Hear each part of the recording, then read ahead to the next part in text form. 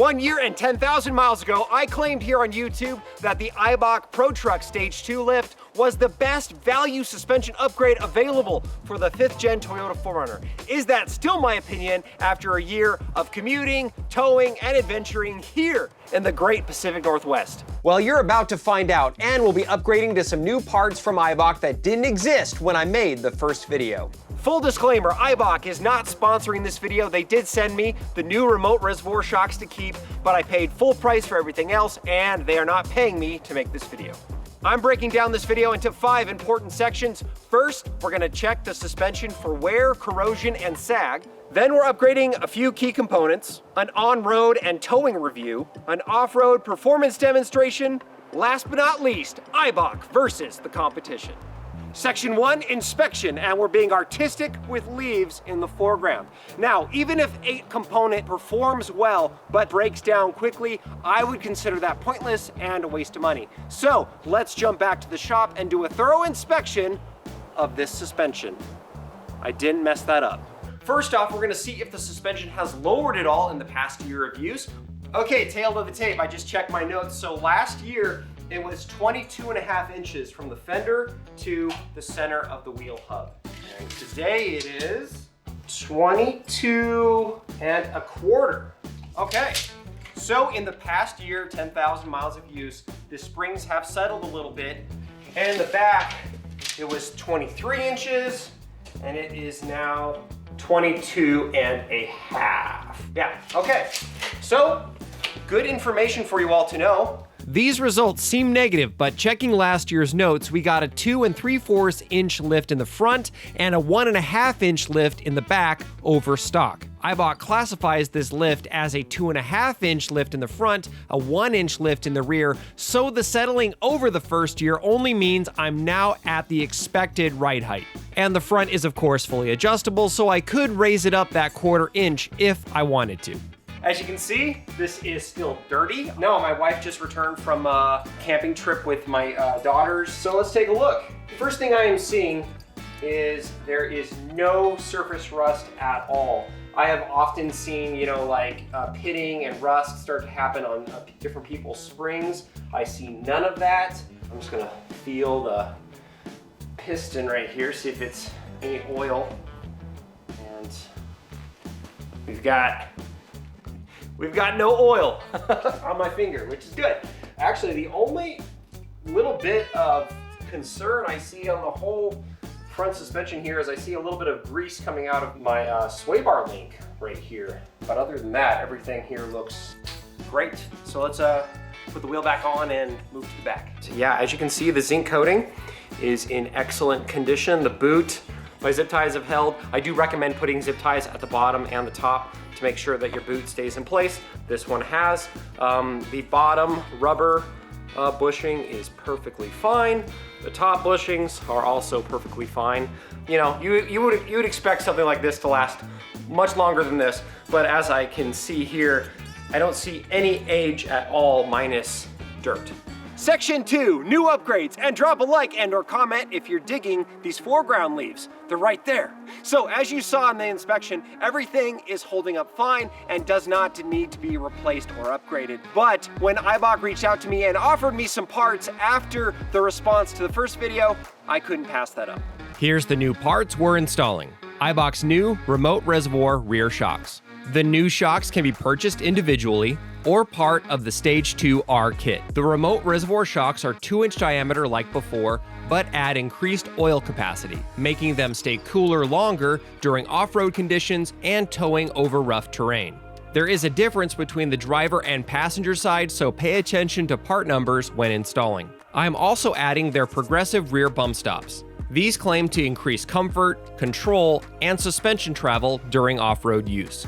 Eibach doesn't make front bump stops, so to round out the upgrades, I'm replacing the front bump stops with progressive Durabump bump stops, also made in the USA. Installing the new rear shocks is very simple. Lift and secure the 4Runner on jack stands and remove the rear wheels. Also use a jack to support the weight of the axle on the side you're working on. Remove the rear shock by holding the shock body with an 18mm wrench and remove the 19mm top nut. Then remove the 17mm bottom bolt. Perfect. Nice.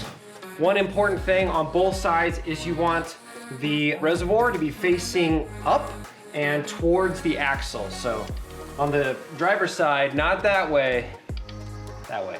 Make sure the new shock has the correct orientation. The passenger and driver side are different. This ensures that the remote reservoir clears the suspension properly. Position the tab on the shock into the hole in the upper shock perch. Tighten the top nut till the bushings bulge slightly.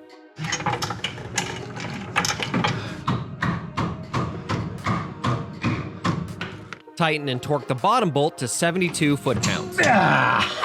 New rear bump stop time. Remove the two 12mm bolts that hold in the stock bump stop. Install the aluminum block, centering it to the mounting point on the frame. Install the bump stop with the supplied hardware, adding a drop of blue thread locker. The front bump stops are very easy to install. You don't need to remove the wheels. Just turn the wheel to gain access and lift from the frame with a jack so the suspension articulates, giving you room to work. Remove the stock bump stop with a pipe wrench, then install the new bump stop with the supplied hardware, adding a drop or two of blue thread locker. Whee! All right, we're on road now, so let's talk about the 4Runner with the fully upgraded suspension on road, what we think of it. Well, spoiler alert, my opinion from last year hasn't changed. The truck handles fantastic. It's still a truck, it's not a sports car. It never was a sports car, it never will be a sports car. I don't want it to be a sports car. So it is a little firmer than stock, but it is not that much firmer that it starts to be harsh when you're driving around on rough terrain, because obviously you wouldn't want that. Of all the vehicles that my wife and I own, this is the primary road trip vehicle. It has to handle that. It has to handle interstate travel, all that kind of thing. Well, and this does. You know, is it a little bit noisier now that it's a little up, a little higher? Yeah, it is. But it's not that much noisier, and it's, again, still handles better than it did in stock form, in my opinion. Now, something really important that I didn't talk about at all in that first video that I want to talk to you guys about now is towing with the 4Runner with the Eibach suspension.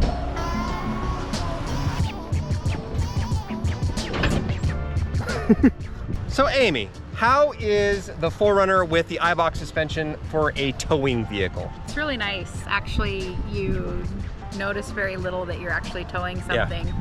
I feel more the trailer going over bumps than the car going over bumps. Definitely. You've towed with this now many times for a little over a year, so just very happy?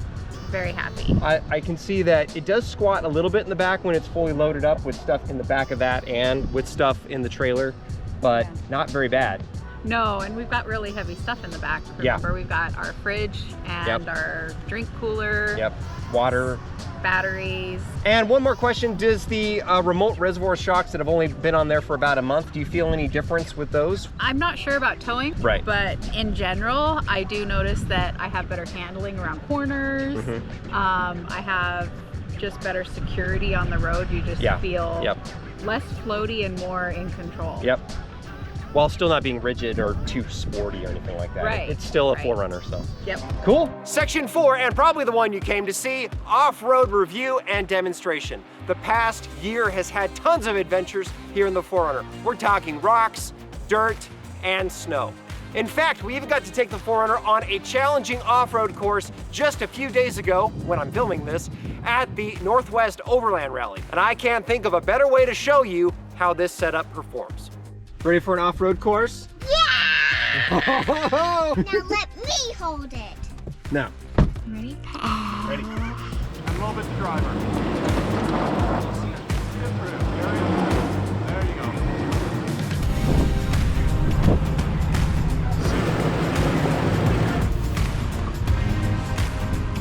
Nice. So obviously this is a controlled environment, but it's a fantastic place to test out the final version of our Eibach suspension on the 4Runner. So far, so good. Let's see if she got the ground clearance and articulation to do this. Big berm? Yes. Okay. You're gonna drag a little bit, you know that, right? Yeah. Okay.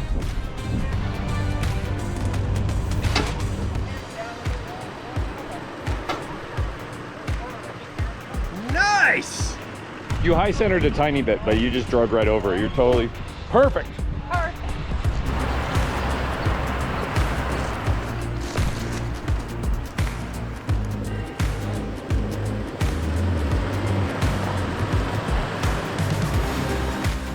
Nice! That looks so cool! Amy, how's the 4Runner? How was the suspension? It was great. It was super easy, like a cakewalk. It looked, I don't know, I've seen other vehicles that have more trouble. Holding up the line. Yeah, sorry.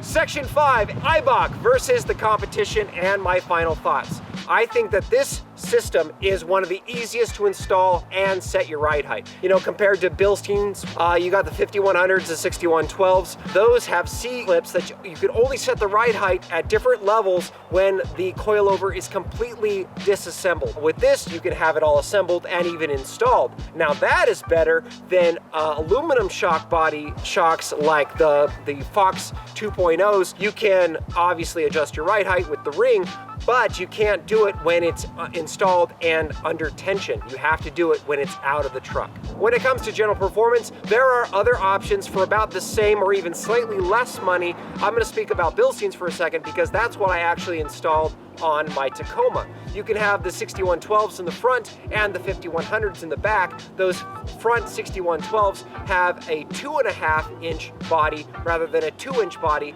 like this. But I've driven both vehicles a lot, and I gotta say, they perform very, very similar. If you want to learn more about my Tacoma setup, stay tuned, turn on notifications, subscribe, all that good stuff, because that video is all gonna be coming out later this summer. If I were to do this all over again, I would still go with the Eibach Pro Truck Stage 2 lift, but I would go with the Stage 2R kit that comes with those awesome piggyback shocks because they're only a tiny bit more money, and I think it's worth it. Another thing I want to cover that a lot of you asked me in my first video is, can you run bigger tires with this suspension setup? Go to Tinker's Adventure and watch the video that I'm going to link above in a card and in the description below. He talks a lot about how suspension lifts don't actually give you more clearance to fit bigger tires, more about wheel offset, clearancing, and many other things. Obviously, a lot of people do lifts to run bigger tires, but you don't necessarily have to, so watch that video. But from what I have read on forums and in articles is that with this setup, I could run 275s rather than 265s like I'm currently running without any rubbing issues, but I can't confirm that. If you are interested in a video about 275s or beyond, please leave a comment and let me know because I might have a fancy set of new wheels in my garage right now for the 4Runner, and I'm debating whether to just swap these tires on it or go bigger. Thanks for watching this video, everybody. If you enjoyed it, please give it a like, share it with your friends, and subscribe for more awesome videos from Jason Explains Things, which is me. Until next time, everyone, God bless, and don't forget to do yourself.